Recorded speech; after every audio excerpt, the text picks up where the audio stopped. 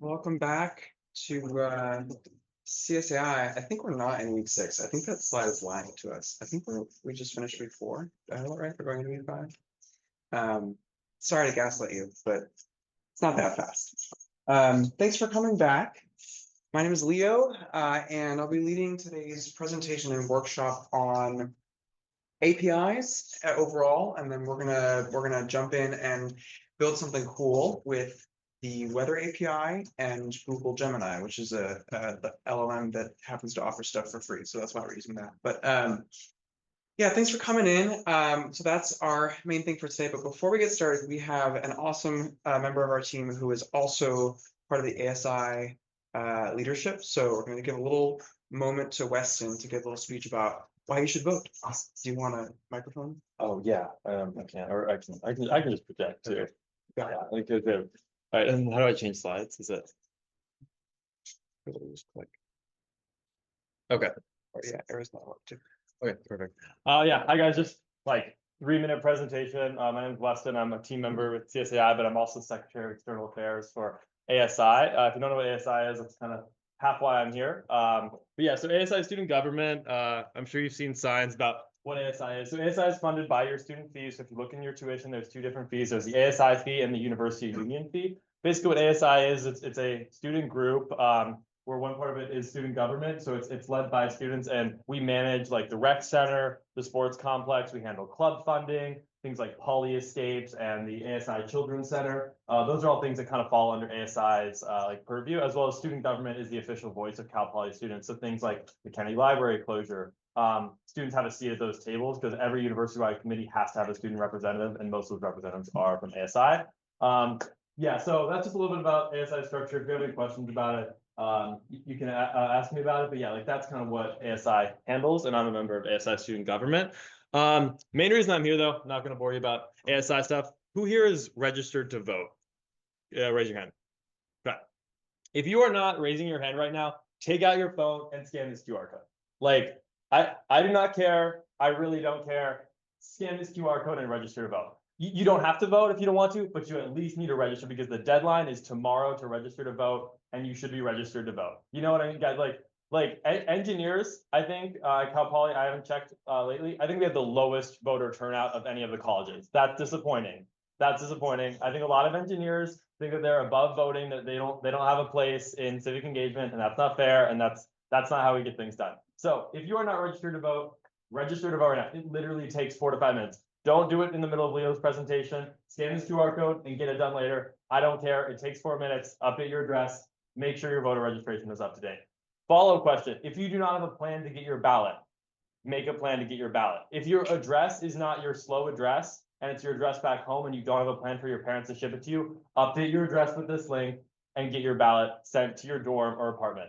I'm like, just like, here, wait, I gotta, on the Zoom call, register to vote. Where's the camera? Register to vote. Like, guys, like, it's just like, it's such an easy process. And like, you know, democracy only works when we participate in it. And Cal Poly's voter turnout is low and our registration turnout is low. So we need to register to vote, get registered to vote. That's okay. I'll get off my soapbox now. But also something that our civic engagement secretary put in the slide. If you want to make $200 in a day, you can be a poll worker. SLO County is recruiting a lot of poll worker. They've asked us to ask students. So if you want to way to you know, get the day off school, make $200, you got to work for a full day, half day, just working as a poll worker, basically just helping handing out ballots and keeping our election running. Okay, so that's, yeah, end of my big speech. Again, ASI student government, we represent you. So the board of directors and the ASI president, those elections are going to be in April. So if you're a freshman, you'll be familiar with that. But if you want to get involved too, we have a program for freshmen and people who weren't elected ASI student government or appointed to a position, and that's called executive staff. Those are once weekly meetings where you can just get involved with campus projects, no commitment. You can show up as many or as little you want. In all honesty, we really don't care. We just want you guys to get involved. So if you're interested in that, take a picture of this. We have all student government, almost all student government meetings are open meetings, so you can come in, contact any secretaries you want, or get involved with executive staff. But yeah, that's the end of my spiel. If you have any questions about ASI, I'd be more than happy to answer them.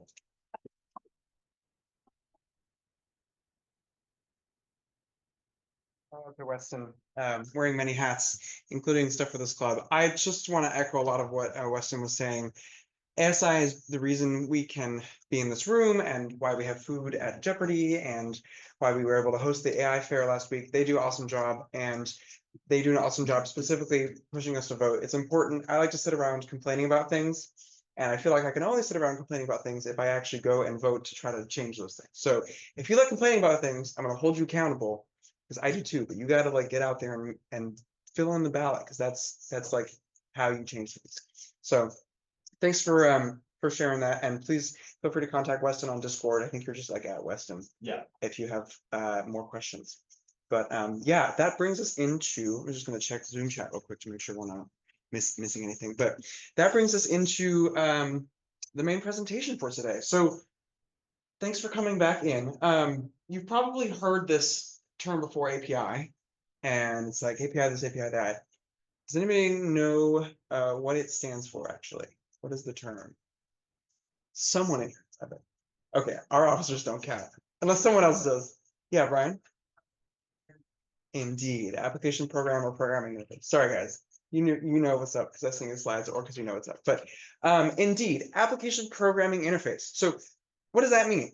We know what an application is, we know what programming is, and we know kind of maybe what an interface is. It's a way to like talk to each other, right? So if you put those words together, you get this idea of you have apps and you have people who are doing programming and you want them to talk to each other. Okay, so for example, classic example, if you have Spotify and you have an Alexa at home, or you have Siri when it works, you want them to be able to talk to each other, right? Because Siri is made by Apple and Spotify is made by Spotify, and they have to speak the same language in order to talk to each other. You can't just like send a piece of mail through the whatever, right? So the API specifies how programs interact with each other. So what that means is things like timing, format, right? Data format, protocols. How do we talk in the same language? Methods. What can I ask you to do? As an Alexa, I can ask Spotify to play music. I probably can't ask Spotify to like publish an essay. Like, doesn't make any sense, right? So with this API, it specifies exactly how an Alexa or Siri can talk to Spotify, what it can and can't do, what's required for that interaction, and what you get back.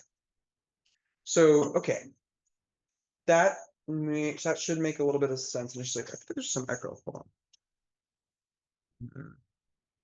Is anybody getting echo? Are we okay? I think we're okay. Okay, so we know what an API is. Does anybody have any questions about initially what an API is? Like, is this still not making sense to anybody? I want to throw that out there. Okay. All right. Definitions are good. Perfect. How do we use these APIs, right? I just gave an example. Anybody use Siri to like play music? I think that's the only thing Siri's good at. Can I get a hands up if you use Siri? I use Google. I have an Android, but I use Google. Okay, a little bit here and there. My roommate's a big guy. Turns out they're kind of everywhere. Like they're kind of every single thing we use online, right? So if you buy things online, even with Amazon, like they probably use a third-party processor. So like if you've ever hit the PayPal button to pay, like PayPal has to talk to your website to confirm that I got the payment.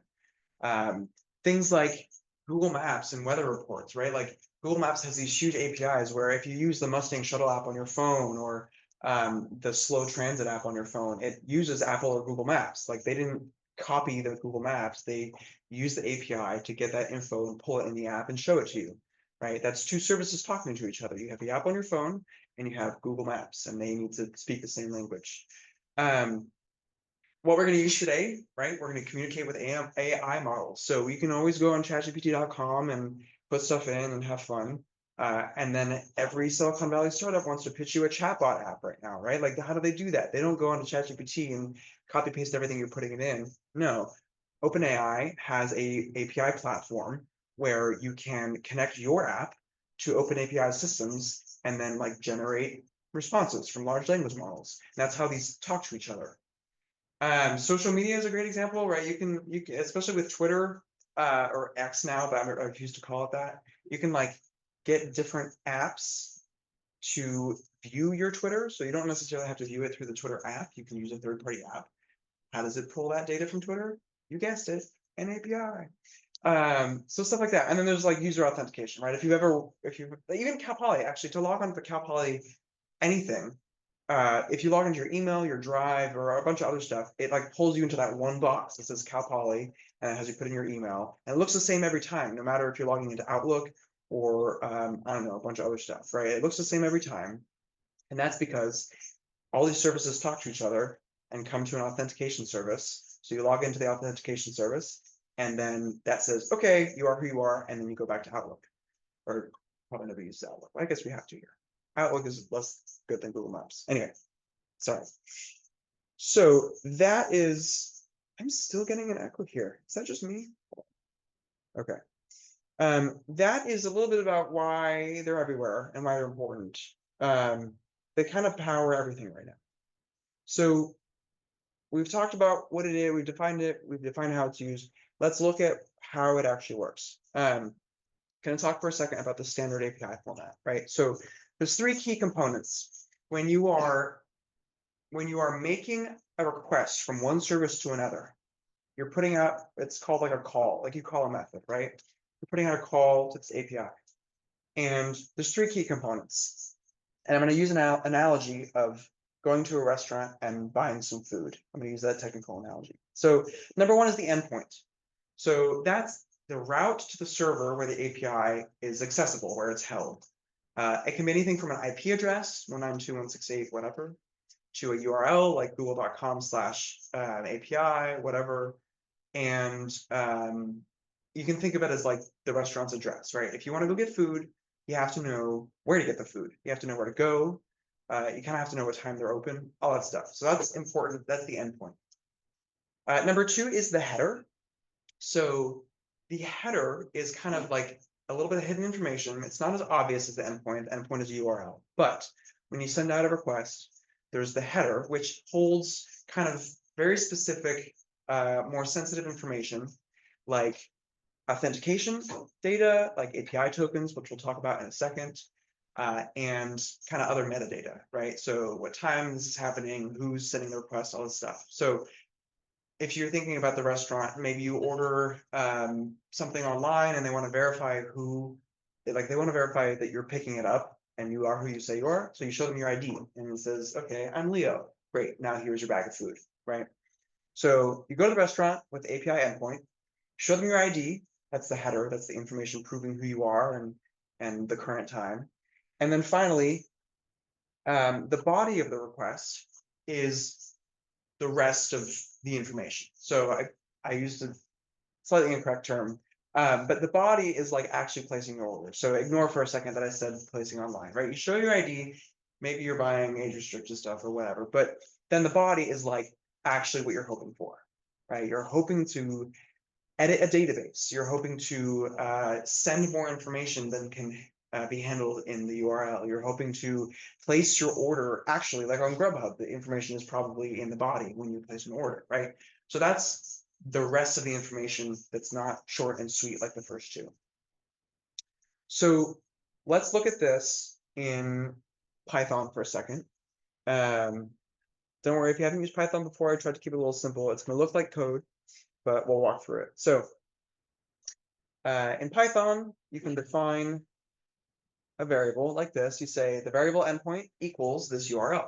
So I've just made up an app, and I said the endpoint equals this. And looking at it, a lot of times, if you have like google.com, maybe the API, like google.com, if you go on your computer, it's a website, right? But maybe the subdomain api.google.com is the one that apps can use to talk to each other, like api.spotify.com, or for example, I don't know if that's the right one, but so standard format, for example, api.url.com. And then another standard thing, whenever you're making an API, always set it up so that you have a v1. And what that means is like, if you're going to the restaurant or if you're setting up your restaurant and you're speaking in English, you always want to be able to speak that same language, even if you make changes in the future. So what that means is if you're making changes to your API in the future and you break a bunch of stuff, you want to keep v1 kind of working for the people who only know how to use it. And that way, in the future, when you make v2, you can put \v2 And so that has all new stuff, right? So keep this kind of version 1 in your head of like, the URL is this restaurant, and then we're going to speak like version 1 to each other. Yeah? Does that make sense? Pausing for questions. All right. Number 2 is, here's another way to define a variable. Here we're defining what's called a dictionary, which is kind of like, if you haven't used Python, you can hold kind of many variables inside one idea or one variable. So we have this variable called headers, and then inside that we have an authorization key, and then we have the value, which is bearer API key. I'm going to talk about API keys for a second because they're pretty important. When you sign up for a service like Spotify and you want to talk to it over an API, oftentimes they're going to want to charge you, and or they're not going to want to let anyone access it. They maybe only want to let you access it because they're very special. You're very special. Congratulations. So what they do is they give you like an API key, which is essentially just a bunch of strings and numbers. It's like a random letters and numbers. And that's supposed to uniquely identify you, right? And it's like kind of a weird system because if you leak that key, someone else can pretend to be you, but like that tells Spotify who you are. So when you send an API request and you say, hey, I want to order this food at this restaurant and I know all this stuff, they're going to be like, who are you? And you're going to say, I'm Leo, or whatever your name is. And they're going to be like, great, now we're going to charge your account because you made this request. So you can imagine keeping an API key secret is a pretty big deal, right? Like we don't want to give our API keys to each other. In this demonstration, whatever, I might have to give you one because the service is not great, but we're not racking up charges. But as a company, as Amazon Alexa, you don't want other people to be making requests in your name so that you get billed for it. Yeah? Okay. So keep your API keys secret. Don't put them on GitHub. Right? We don't want to publish them online. And also, specifically with GitHub, if you publish it and then unpublish it, you can still see it. So really, like, don't share, don't save, don't publish to GitHub. Put it in the git ignore. Okay, that's my little spiel. So we have our endpoint, we have some of the headers. We also have what's called parameters. And this, for example, is kind of, it's a little bit fuzzy between what's in kind of the header and endpoint and what's in the body. Parameters, depending on the type of API, you can either put them in the URL itself, and we'll see what it looks like in a second, or you can put them in the body with more information. In some situations like this, when we're going to get the weather from an API in a second, it's pretty easy to do like weather.com/API/city that I want is San Luis Obispo, right? That's a parameter. If you want to get the weather, you have to know what city you're going to ask for.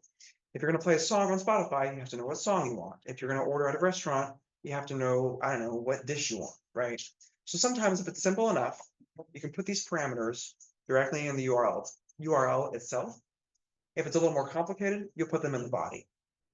Does that make sense? Getting a little nods, I appreciate it. Thank you. Okay.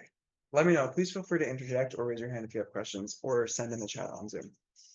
All right, so, and then we actually make the call, right? We've set up all the stuff, we have the variables, we have the endpoint, and this function in Python, now we're defining a new variable, and we're saying this variable equals what's coming back from this function.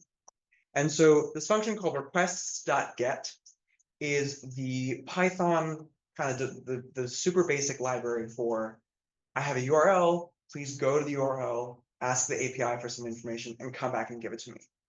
So what's happening here is the .get method, right? We're getting some information from this URL. We give it the endpoint, which is, again, the address. We give it the headers, which is, again, the authentication. And then parameters in this case is going to get filtered into the URL, but it's part of that package, right? It's part of telling what we want. Okay, so this is kind of a simple dummy example. I'm going to move on real quick to an example call to ChatGPT. It's going to look similar, but a little more complicated, and I'll show you why. So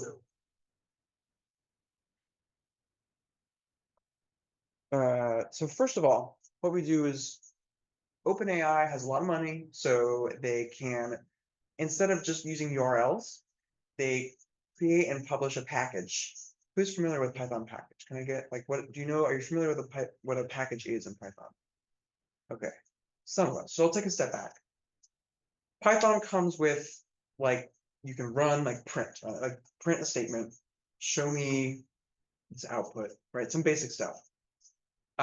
If you create a killer app like ChatGPT, maybe you want to make it easier for someone to access that, right? Or maybe you want to do some really complicated math and you want to make it easier for other people to do the complicated math. So what you can do is write a bunch of code, write a bunch of functions, and put that into a package that other people can download. So when other people download it, instead of just having the simple like, print statements and then math, all this stuff, you can actually call out to this package and use someone else's function that you've installed. So jumping back for a second, this requests.get that we just did, instead of like manually like setting up a machine to fetch a URL and going through all this stuff, this requests is a package and it has a function available to us called .get. And so we just say, here you go, someone else did all the work. Please get all the information from the URL with this endpoint and this headers and these parameters. And so we just kind of trust it to do the work, and then it comes back and gives us what we were asking for. So kind of like a middleman, kind of simplifies it for you. I hope that was helpful. A little bit. Okay. Does anybody else have like a better description of a Python package that they want to share? So that was a lot of words. It's code that someone else published that you can use pretty easily in your thing. Okay. So here what we're going to do for OpenAPI, excuse me, for ChatGPT, is we're going to use the package that OpenAPI put out. Great. This is going to make our job easier. Okay, so the first thing we're going to do is get what's called a client. OpenAI has this idea where on your computer, you set up some information and you call it a client. So this OpenAPI object that we're creating, right? OpenAPI parentheses, is from this package, and it needs an API key. And we talked about this before. API key, API token. It's this idea of this identifies you. It's a random string of numbers. So once we've created this client, its job is to go out and do what we want. Like it's gonna talk to OpenAI, ChatGPT, and all this stuff. So what it does, this is gonna be a big chunk of text, but let's go through it. So I hope you can see my laser pointer. Great. So this is defining the next message, right? This is just another variable. Okay, so we're going to take this client that we just created, and we're going to create a new chat completion. What is a chat completion?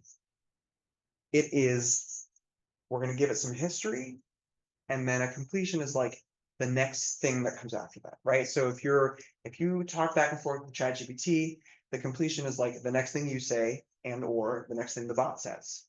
It's basically the next step in the sequence of chats. Right? That's what we ask ChatGPT to create. It's a completion of the chat. That's a response from ChatGPT. So what OpenAI needs when we do this request for completion is, first of all, it needs to know what model we want. They have a lot of kinds of models, right? They have their very fancy, very expensive ones. They have their cheap ones. They have some ones that can do vision. They have some ones that can do crazy other reasoning now. But we're going to, for example, use ChatGPT 4.0. That's like a version of the model that they have available. So that's like number one. And number two is we're going to give it some messages. Because we're asking it to complete kind of this thread of messages, right? ChatGPT is a chatbot. You have message 1, message 2, message 3, and then we want it to generate message 4. Okay, we have to give it the messages beforehand. So we can give it whatever we want. So we can say that the system, which is the chatbot, we can say that the system previously said hi, and the user previously said hello there. And so it's going to go then and say, okay, the system said hi, I said hi, right? The user said OMG hello there, and then maybe the response that it generates that we get back in this variable called next message, right? Maybe it generates good to see you, right? Whatever the chatbot should respond in this situation. Okay, so we have, in this case, we have this. Oh, what? You can't see the boxes on there. Okay, my apologies. It turns out that we don't have the header obvious in this case, right? Before I was like API token. In this case, what's happening is we give the very special fingerprint, we give OpenAPI client the information, and then it kind of handles that. And here we have the body. So that's, again, I apologize, it should be highlighted, but that whole chunk there is the body because it's kind of, we're giving it a ton more information, right? We're giving it the model, the message history, and we can include a ton of other stuff in there. So that's the body. What we don't have here is the endpoint. Can anybody tell me why we don't need to give it an endpoint in this situation?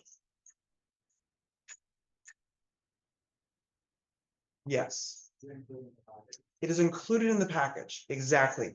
So if I make a bunch of code to make, like if I'm Spotify and I want you to be able to like use my service, so I'm gonna create a bunch of code and publish it and give it to you to use. One of the things I can do to make that easier is not have you like have to figure out the URL, right? If you want to play a song on Spotify, I'm just gonna make a method called play song and ask you what song. I'm not gonna make a method called play song, also what URL do you want me to use? Because I know what URL will play the song. All I need you to do is tell me what song, right? So that's kind of what's happening here.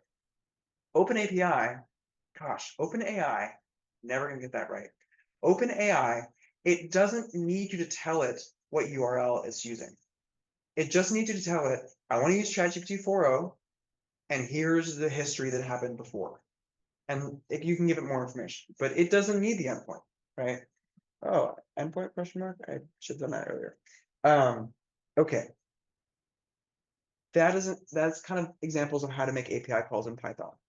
We saw two examples. We saw one that was just straight up to a URL, right? Here's a URL, do it manually, go get the stuff. We saw one that was using a package, which is a little more fancy. And so now we're going to take a second to talk about specifically LLMs and how these packages in Python work. And then we're going to jump into the workshop. Okay. I talked about this for a second before, but and I know the images are small, don't worry too much about it. We can see the slides later if you want to jump into it. But when you ask an LLM service like ChatGPT or Google Gemini or Anthropic Claude, when you want it to give you a response, you need to specify a couple things. First, we talked about model, right? We talked about which model it should use. Should it use the very fancy one that you're going to pay a lot of money for? Should it use the free one? Should it use the reasoning one? All this stuff. Number two, we saw that we have to give it the chat history. The idea of the chatbot, the reason actually why it's so fancy is because it's not just a prompt and a response. It's like a length of prompts and responses, right? You can have a conversation with it. You can reference history. And so when you make a request from, when you want ChatGPT to give you an answer, it can take into account previous answers and previous tests. So that's why you give it the history. You can also specify something called temperature, which is this idea of how creative or random do you want the model to be. If you turn temperature way down low and super zero, you'll get pretty much the same thing every time you put it into ChatGPT, right? If you put the same thing in ChatGPT, it'll respond the same if the temperature is low. Versus if you crank it all the way up, it's gonna like do random fun stuff and maybe not be accurate and try to be like poetic or something and be creative, right? It's less deterministic, right? If you put the same thing in over and over again, it's going to try to generate new random fun things every time. So just real quick, what's the situation where you would want temperature to be low? Like what could you be building that you would want temperature to be low, Thomas? Anything that refers to like math. Anything that refers to math. Yeah, you don't want it to like try some weird new formula that doesn't make any sense, right? Okay, good call. Any other temperature low ideas? What could we be building? I would argue anything that you want to be reliable, like our weather app. We're going to build the weather. We don't want it to be like, oh, it's 65 degrees and sunny, and therefore, like, you should buy a Twix bar. Like, that's not relevant, right?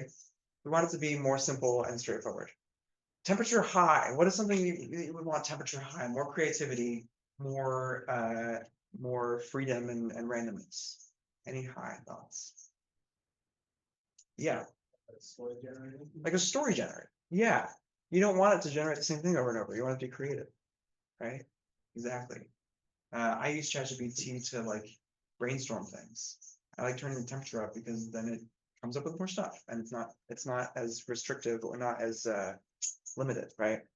Yeah. So there's situations in which you want the temperature to be low and temperature to be high.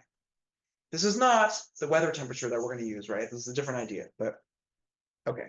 And then there's a couple of other things you can specify. One that we'll note here is max tokens. So, and this just has to do with usually when you're making these calls to chatbots, they charge you by how many words you use or tokens you use. A token is approximately a word, but it gets complicated.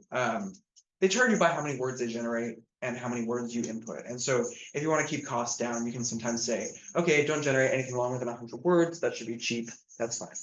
Right? Okay. Okay. So that brings us to kind of the end of my spiel. And we're going to go into the workshop. I'm going to take more questions, but I'm not going to take more questions synchronously because I want to give us a shot to do this. Or 142. Okay, perfect. So yay, workshop time. What we're doing here is, I mentioned this earlier, we're going to create not a chat bot, but just a system, just a bot, right? It's going to look up the weather on this system called Open Weather API. It's free, which is very useful for us. It can query, you can go to Open Weather API and say, what's the weather in San Luis Obispo? And it'll give you back like whatever it is today, like 65 and sunny. And then it's going to take that information. Well, actually, importantly, it will give you back this information, but it's going to give you back in a format that's like Python objects and like a lot of colons, and we'll see what it gives back in the workshop. It's going to give you back in like the standard format that APIs use to talk to each other, which is called JSON. And if you haven't used it before, it's very like rigid and non-human friendly, which is why we're going to take that information and pass it into Google Gemini, right? If you have a bunch of information that's like temperature, 65, clouds, none. Take that, put it into a chatbot, and have it generate like the weather in San Luis Obispo is 65 and cloudy today with a high chance of sun. Maybe you should go to the beach, right? Like that's more interpretable for humans. So maybe that's more useful. And that's what we're going to do here. We're going to take the weather information, feed it into Google Gemini, which is a chatbot. It just happens to be free because OpenAI is not. And then we're going to output that to, that's going to be like the result of the bot, okay? So we're going to make one API call to Open Weather API. We're going to make another API call to Google Gemini, and then we're going to feed out the results to ourselves, essentially. We're just going to see the response. Okay. And with that, I will switch us over to the workshop. So go ahead and open this up. I'm going to give us just a second to pull that up. Today's a good day to bring your laptops. Thank you for bringing laptops. Is anybody missing a laptop? I don't really have a plan if you are. Okay. I said that I don't have a plan. But let's collab. You want to work together and then is that all right? Okay, for now. Sorry. Future notes. Laptops aren't always a good thing to have, but workshops there. Okay, let's pull up this URL and I'll come back to it in a second, but I want to switch over to this PC so I can show you all what's going on. And get this back up to Zoom. Okay, so this is what that URL should bring you to. Does anybody still need the URL? It's tiny URL csai-slides-24. This is actually all of the meeting materials for everything. So you can go and find our intro to AI slides if you want. But today what we're doing is October 20th. And you can go in here and you can click on the workshop, this giant tile that says Google Colab. Okay. Pull up Google Colab. And you get a screen that looks like this. Hands up if you've used Google Colab before. I'm gonna do a little intro. Okay, so a good chunk of us have. I'm gonna just take a brief second. Feel free to like blaze ahead if you want. But I'm gonna take a brief second to introduce this to the team.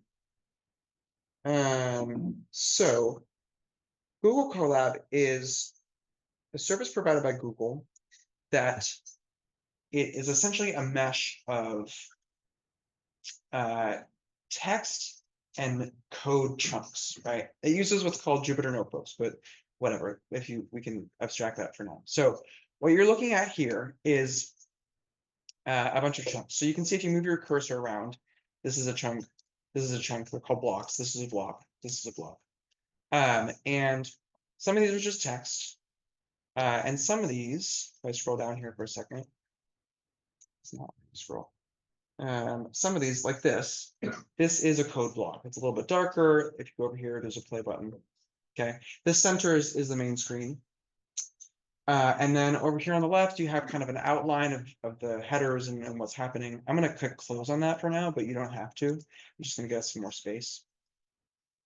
You should be logged into Google on the right. If you're not, you're going to want to do that in a second, because in order to click connect, the code has to run somewhere, and it actually runs on Google servers, which is both great and bad. But right now it's great because you don't have to install anything. So go ahead and click connect, which will get you a server on Google to run your Python, and you might have to log in. Okay, while that's going, I would also recommend, you don't have to, but I would recommend clicking copy to drive. This is going to make a copy of, it's like a Google Doc, right? It's going to make a copy for you. You can't edit anything on here. So in order to edit and get it to work, actually it is required. You should hit copy to drive, and then you'll always be able to come back to this by going to Google Colab and seeing it and seeing your work.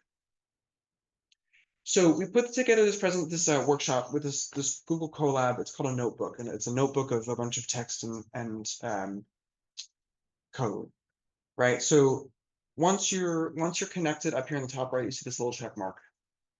And I'll come around and answer questions in a second. Where is the Notion link here? Sorry, I'll send this to you, tinyurl.com/CI/24. There you go. And it's on today's, you can see today's meeting, so you'll be able to find it there. Okay, so what you can now do is a couple things. There's a block here that's collapsed. So right, these headers you can collapse and uncollapse. This just installs a bunch of stuff that's necessary. So what I'll do, this first code block here, I'll click play. So just a warning. And then I'm gonna, this will install a bunch of stuff, but I'm gonna collapse this again because it just is a setup. And so you can see that this circle now, in a second, it'll be back, it'll start spinning, and then it'll stop spinning when it's done. Okay. And then just for fun, to show you what this is like, if you want to edit it more, you can click the little plus button here to add code. It'll expand it. But then, for example, I'm gonna zoom in here. In Google Colab, what I can do, right, this is just plain Python, but just to show you how it works, I can say print hello, and click play, and then it will print hello, right? Just Python. Okay, I'm going to collapse this again. And I'm going to let everyone loose for a second, because this notebook should walk you through, if now that you know how to hit this play button to get the code to run, and make sure you hit every play button along the way, right? Because if you go all the way down and hit play, the stuff above that's necessary is not going to run. You have to run individual code blocks. So hit them in order. It should walk you through how to build this thing. We're gonna do a new thing this year. We're not doing synchronous coding right now. I'm gonna let you loose on this notebook, and we'll all be around to kind of answer questions. But at the end of it, it should be pretty cool. You should be able to put in a city and then have in plain English, like, it's sunny and 65 in San Luis Obispo today. All right. Does that make sense? Does anybody have questions immediately for the group, or let's just jump into it? Okay. All right, I'm gonna let us loose. In about 10 or 15 minutes, I'll come back and just give some upcoming event announcements, but feel free to hang out. We'll be around to answer questions. Please have fun building this chatbot or this chat agent. And yeah, let's do it. Yeah. Cool.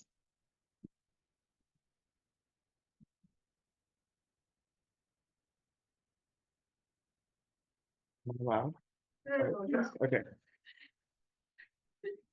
I can be loud sometimes.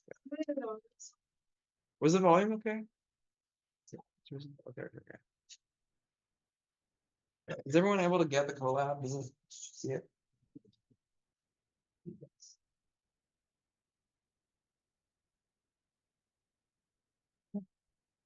I think those make sense. It's like finishing stuff up.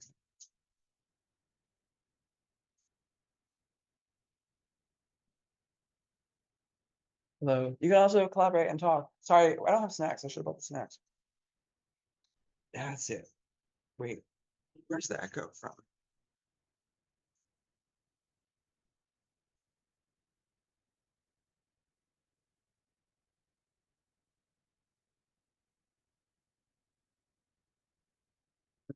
For Zoom,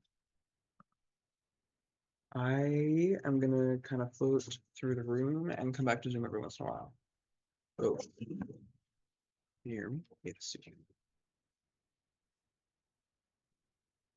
Yeah, okay, I'll be around. If you're not seeing me, feel free to text Discord, but I'll be around to answer questions.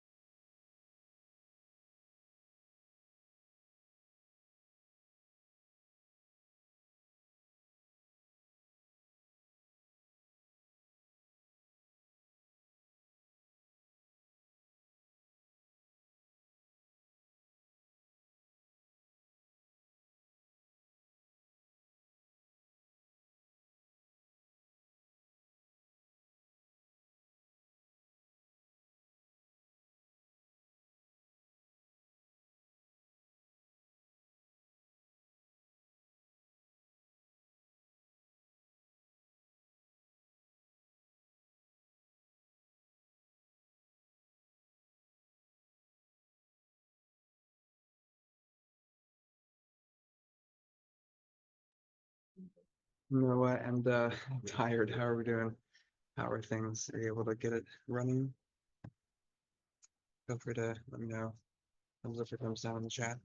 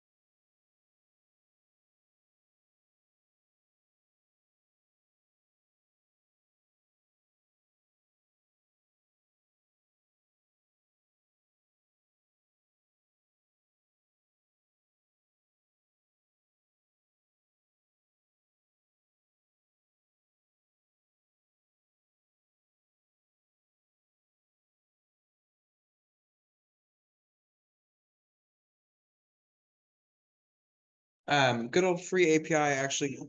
The AP when you get your API key, it takes a minute to activate. So if you try it in an hour or two, it'll probably work. But it doesn't right now. So luckily for you in the room and on Zoom who are doing this live, I'm going to add to that website my API key. Which probably will stop working in an hour, but you can use it now.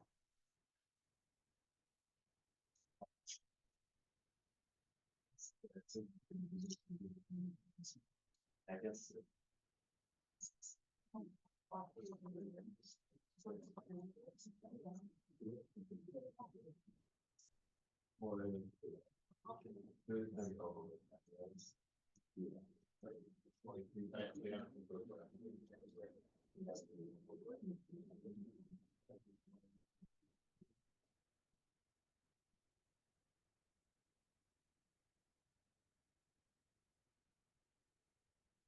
Okay.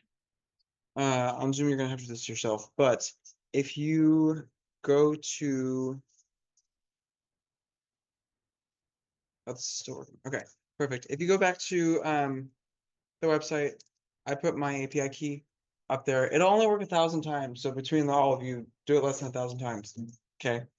But use that. Oh, temp API key. That's for the weather. Okay.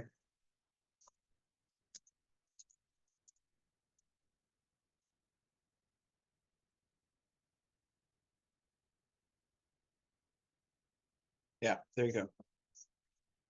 So it's at that same URL that you got the meeting materials from. You don't need to use this API key for weather, but in the future, go back and use your own.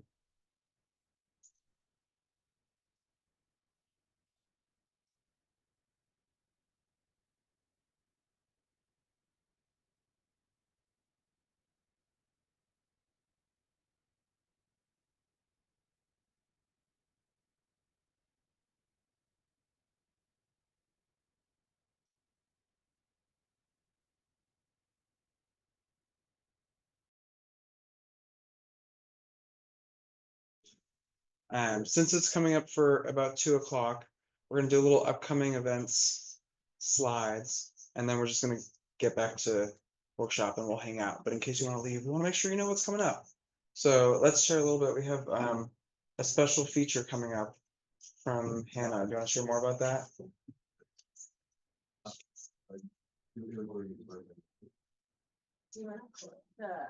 Yes. All right, hi guys. So some of you may or may not be aware of the CCC, which stands for the Computing Club Collaborative. They're basically a coalition that exists that consists of all of the computing clubs on campus. So that includes CSAI, Hack for Impact, Wish, Google Developers Club. And every quarter we put on a really big event for all the clubs to kind of bring us all together. So this fall, we're doing a Halloween bash. It's gonna be super fun. We're turning one of the rooms in the CSL into a haunted house. There's gonna be a costume contest and also a pumpkin painting contest. So lots of really fun activities, and it's all happening within a 30-minute time slot. So I know you guys are all busy. So we just like packed it all into a short amount of time so you can still enjoy it and meet other people. Be festive for the holidays. Spots are limited, so the QR code here brings you to our sign up link to sign up for a spot. Last year we did an escape room event that was similar to this, and that filled up completely. So make sure that if you're interested in doing this, to sign up as soon as possible. And yeah, if you have any more questions, you can reach out to me. I think this is also already on our Discord within the promotions tab. So yeah. You can learn more about the event there. Thank you. Shout out to Halloween Bash. Totally sign up for that. Other events that are coming up in CSCI. Oh, yeah, a little tidbit there. If you're not already, I totally recommend you unmute the promotions channel. We're not sending out notifications. We're not going to add everyone on there to not spam. But check out the promotions channel, and you're free to share other stuff if you come across it that is interesting on campus. There's like tons of stuff that we try to share that we're just like, oh, there's interesting lectures or interesting events like this or whatever. Check that out. But other than that, at CSAI, within CSAI, we have a bunch of upcoming stuff. This Friday, we have, oh, you should just stepped out, but we have a Cal Poly alum who's working at OpenAPI. Oh, gosh, oh my gosh, I'm gonna keep doing that. A Cal Poly alum who's working at OpenAI, who's gonna come in Friday at 11. We're gonna hop on a Zoom call in Bonderson's just across here. But come in at 11 and we're gonna talk to him, and I believe him. And learn about some stuff. I need to confirm the information about what we're learning about, but that's super cool. And then Sunday, we're back at our regular meeting time, and here a week from today, we're going to hear from a professor at Cal Poly who does some really cool work with parameter estimation. She's going to give a little speech, and then we're going to do a Q&A. And then we have our CCC event, the haunted house, which you should, excuse me, the Halloween bash. I need to update the slides, which is on here, which you should go sign up for. And then our weekly meetings upcoming, we have ethics and security next in 2 weeks, followed by a guest speaker from Data for Ethics. So that's our upcoming little schedule. I'll leave that up because you should totally keep coming back, and especially this Friday since it's not a regular meeting time. What's up? This ethics and security is October 13th, and that's an upcoming meeting? Or is that what? Oh, I need to update the dates on that. Okay, my apologies. This is just the blue tiles are the next 3 weeks in general meetings. My apologies. So, man, I got a lot of this wrong, but the topics are correct. The topics on the top are the meetings, the next general meetings in here, and on the bottom are special events, which I believe those dates and stuff. Yeah, my apologies. Let's just get those down. The purple ones are correct. Yeah, the purple ones are correct. Give me a second, I'm gonna fix these. But yeah, keep coding away. Hopefully that API key should work. Feel free to hang out and or come back next week. Thanks, y'all.